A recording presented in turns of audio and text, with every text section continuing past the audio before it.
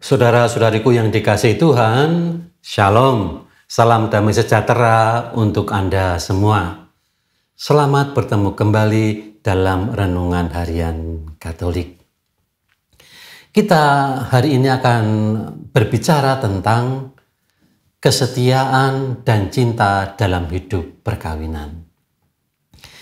Injil Markus bab 10 ayat 1 sampai dengan 12 adalah Injil yang sering dipakai, bahkan seolah-olah itu menjadi Injil baku untuk upacara perkawinan Katolik.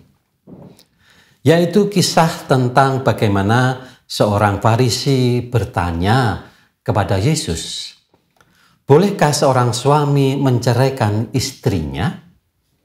Yesus menjawab, "Apa perintah Musa kepadamu?"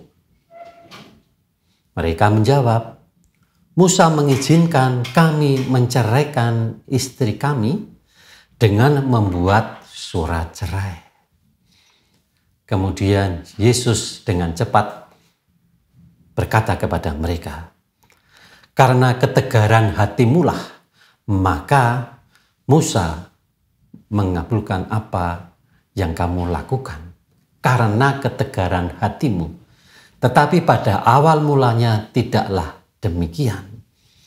Maka kemudian Yesus mengajak para orang Farisi untuk melihat kembali bagaimana penciptaan Adam dan Hawa.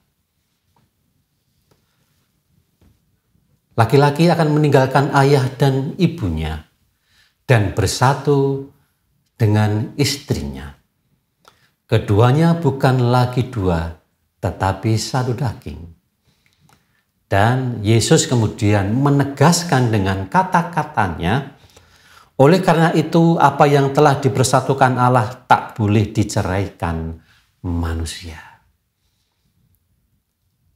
Maka Yesus mau menegaskan status penciptaan Hawa adalah sebagai istri. Maka kata istri itu keluar dari mulut Allah. Maka kesatuan suami istri itu bukan melulu kesaksian manusiawi, tetapi adalah kesaksian Allah yang mau menunjukkan bahwa Allah adalah cinta. Kalau suami istri kehilangan cinta, maka manusia tidak akan mampu juga melihat Allah cinta. Kalau suami istri itu ada dalam keterpecahan, maka manusia juga akan tidak mampu melihat kesatuan cinta itu. Inilah salah satu hal yang mestinya harus selalu kita pegang teguh. Hal itulah yang mau saya tunjukkan kepada Anda bahwa ada buah-buah yang baik dari penghayatan ini. Gereja memiliki contoh-contoh hidup rohani orang kudus yang menghasilkan buah-buah rohani yang manis dan baik. Kita akan memasuki bagaimana Santo Louis dan Santa Shelley Martin. Mereka adalah orang tua dari Santa Teresia Lisieux. Kita lihat, ternyata kedua pasangan ini adalah pribadi yang sungguh mengarahkan anak-anak mereka untuk mencintai Allah. Hidup rukun sebagai saudara, saling menghormati.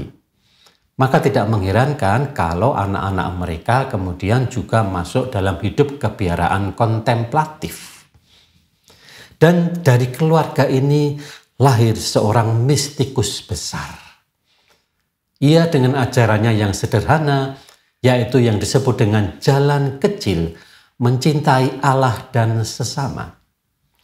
Maka tentu saja tokoh besar Teresia Lisieux tidak muncul tiba-tiba.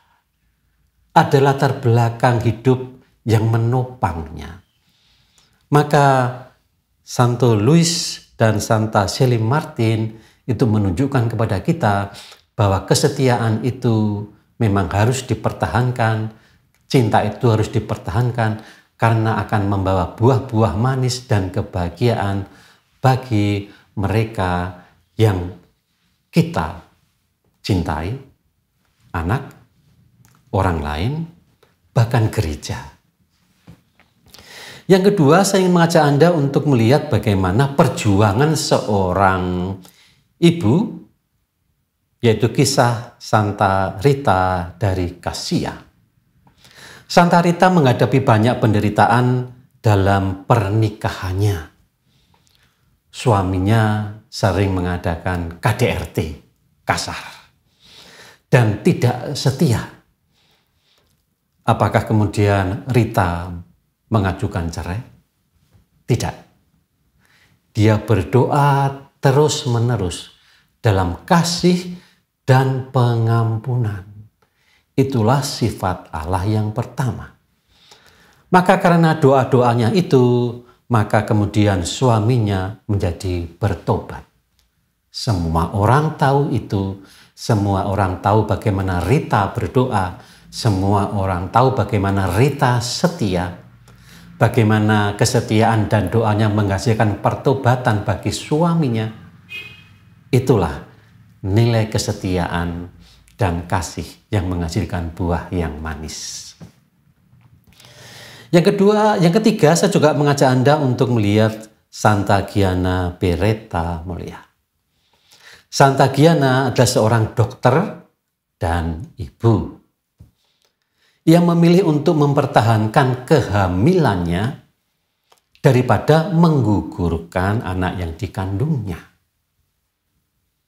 Dia adalah seorang dokter yang baik, dokter yang beriman dan mempertahankan moralitas gereja. Ia tidak akan begitu mudah seperti zaman sekarang melakukan mungkin yang namanya sebuah aborsi, entah sengaja, entah tidak. Entah dalam posisi awal atau kemudian pada posisi dalam janin yang sudah berwujud, apapun itu. Tetapi moralitas itulah yang ingin kita teladani. Mengapa ia memilih semacam itu walaupun dia sendiri adalah dokter? Ia bisa melakukannya sembunyi-sembunyi dengan kemampuannya, tetapi itu tidak ia lakukan. Dia berkata demikian, cinta itu berarti pengorbanan. Seorang ibu mengorbankan dirinya setiap hari demi keluarganya, demi anak-anaknya. Cinta itulah yang kemudian menguatkan dia untuk berani mengambil sikap berkorban. Saudara-saudaraku yang dikasihi Tuhan, itulah kekayaan gereja kita, para kudus yang menjadi penuntun jalan rohani, moralitas dan etik kita. Mari kita melihat kembali pepatah ini bahwa agama, kepercayaan atau anutan apapun dikenal bukan hanya karena apa yang tertulis di dalam kitab sucinya, tetapi karena perilaku umatnya. Shalom.